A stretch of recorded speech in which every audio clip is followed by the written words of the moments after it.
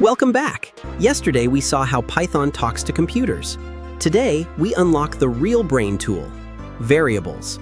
Imagine a computer managing millions of random text words, names, and heavy numbers every second. Where does it save them? It uses variables.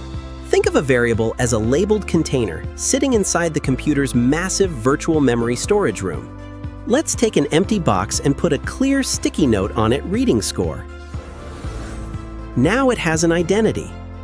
If you drop the number 99 inside this box, the computer now safely remembers your high game score forever. The best part?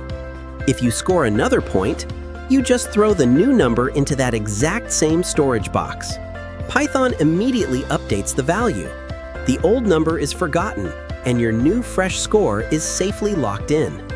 But wait, Mawa, you must name your boxes carefully. Use simple English words and never start names with numbers. Naming a box player_name is absolutely perfect, but naming it with random crazy symbols will completely crash your Python engine. Now you know how computers store data. Next, we unlock deep Python data types. Subscribe now, and let's keep coding.